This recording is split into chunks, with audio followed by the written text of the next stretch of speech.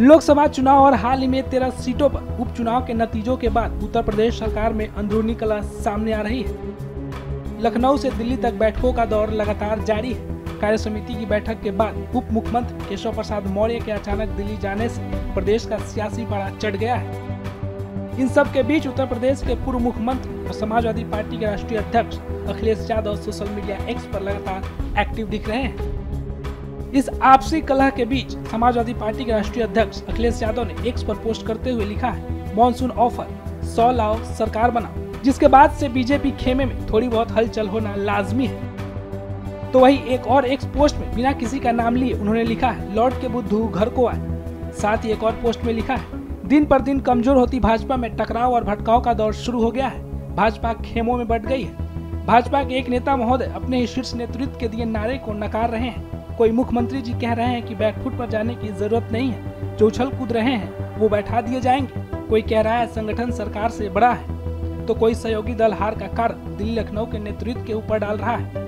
कोई वीडियो बनाकर बयान दे रहा है, कोई चिट्ठी लिख रहा है। भाजपा में एक दूसरे को कमतर दिखाने के लिए कठपुतली का खेल खेला जा रहा है। सबकी डोरी अलग अलग हाथों में है। भाजपा में पर्दे के पीछे की लड़ाई सरेआम हो गई है। इंजन ही नहीं, अब तो डिब्बे भी आपस में टकरा रहे हैं।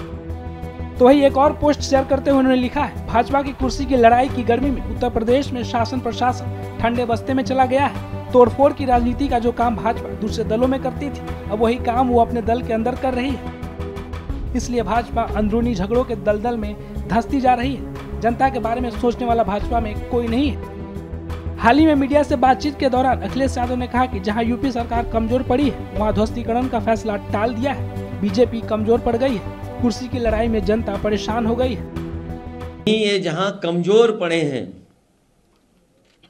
लखनऊ में और सरकार में ये कमजोर पड़े हैं, इसलिए इन्होंने ध्वस्तीकरण का अपना फैसला टाला है कि भारतीय जनता पार्टी के लोग आपस में लड़कर के और कुर्सी की लड़ाई में पूरा एडमिनिस्ट्रेशन खत्म कर दिया है। जहां इन्हीं के विधायक, इन्हीं के लोग आरोप लगा रहे हैं कि भ्रष्टाचार चल रहा है।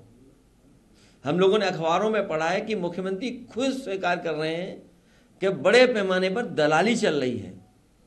जिस प्रदेश के मुख्यमंत्री खुद स्वीकार कर रहे हों कि दलाली हो रही हो और अखबारों में बड़ा बड़ा लिखा हो कि दलाली हो रही है, तो जनता जानती होगी कि कितनी दलाली हो रही है। भारतीय जनता पार्टी अपने हारे हुए लोगों के साथ खड़ा होना चाहती है या हारे हुए लोगों के साथ खड़ा होना चाहती है।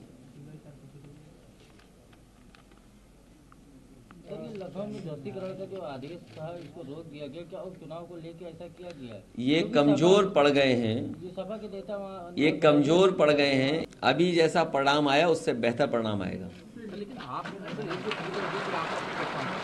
डिप्टी सीएम से और सीएम इनके बीच में मामला चला। आज जो मीटिंग थी उसमें दोनों डिप्टी सीएम बुलाए नहीं गए। एक डिप्टी सीएम दिल्ली में मीटिंग कर रहे हैं, तो क्या कोई फेरबदल? कुर्सी की लड़ाई में जनता बहुत परेशान है। जिस तरह से अखिलेश यादव अपने एक्स पोस्ट के जरिए यूपी की राजनीति में सनसनी मचा दी है और जिस तरह से यूपी बीजेपी के अध्यक्ष भूपेंद्र सिंह चौधरी, पीएम मोदी और सीएम योगी लगातार बैठक कर रहे हैं, इससे कयास लगाए जा रहे हैं कि यूपी की सियासत में जल्द ही बड़ा उलटफेर देखने को मिल सकता है।